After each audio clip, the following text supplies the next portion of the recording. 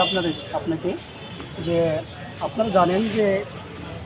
তাপসী তাবাসসুম উর্মির ব্যাপারে আমরা কিছু ইনফরমেশান পেয়েছি। যখন 21শে জুলাই থেকে এই আন্দোলন উর্বর হয়ে গেল, তখন থেকে তিনি আমাদের ছাত্র সমাজ যখন বৈষম্য ছাত্রবিরোধী আন্দোলন যখন প্রোগ্রামগুলো করতে আসে মিশন মোড়ে এবং আমাদের রাজনৈতিক জেলায়, তখন তিনি আমাদের সময় বেঁধে দিতেন যে এই সময়ের মধ্যে আপনারা আন্দোলন করবেন, এতটুকু সময় দেওয়া হলো, অন্যথা আপনাদের ব্যাপারে কঠিন সিদ্ধান্ত গ্রহণ করা হবে। এই তাবাসী তাবাসসুম উর্মি তিনি আমাদের আন্দোলন আগ থেকে তিনি এই স্বৈরাচার শাসকের কিছু এজেন্ডা বাস্তবায়ন করার জন্য লালমেহাটে তেনাকে নিয়োগ দেওয়া হয়েছিল এজেন্ডা বাস্তবায়ন করার জন্য। কিন্তু আল্লাহর রহমতে আমরা এই স্বৈরাচারকে আমরা সরাই দিয়েছি। দীর্ঘ 16 বছর যে স্বৈরাচারী আমাদের বাংলাদেশে করেছিল তিনি টিকতে পারেনি।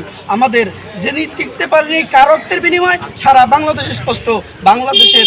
আমাদের রংপুর বিভাগের বীরশ্রেষ্ঠ শহীদ আবু সাইদ ভাইদের রক্তের কারণে সারা বাংলাদেশের অন্তরগুলো আমাদের যুবক যারা বৈষম্য বিরোধী ছাত্র আন্দোলন সহ সারা বাংলাদেশের নাগরিকের হৃদয়ের মধ্যে রক্তক্ষরণ হয়েছিল। শহীদ আবু সাইদ ভাইকে এভাবে তারা গুলি করেছিল। সেই আবু সাইদ ভাইকে গত পরশুদিন তিনি এই শহীদ আবু সাইদ ভাইকে নিয়ে কটূক্তি করেছে এবং দেশের যে বর্তমান যিনি মহানায়ক মহাবিপ্লবের একজন কর্ণধার ডক্টর ইউনূস স্যারকেও তিনি কটূক্তি করেছেন। এই তাবাসসুম উর্মি কিভাবে এরকম দ্বিতীয় স্বাধীনতা বাংলাদেশ হয়ে গেল, স্বৈরাচার বিদায় নিল, কিন্তু তিনি স্বৈরাচারকে বিদায় নেওয়ার পরেও তিনি নতুন করে স্বৈরাচারী এবং সিদ্ধান্ত গ্রহণ করে আগামী দিনের এই বাংলাদেশে আবার স্বৈরাচারিত করার সিদ্ধান্ত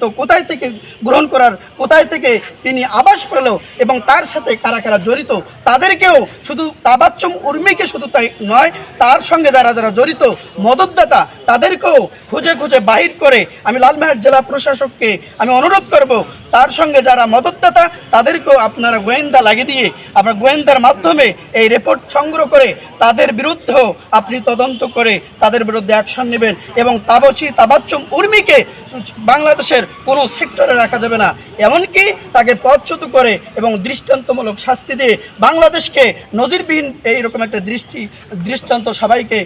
স্পষ্টভাবে দেখাতে হবে যে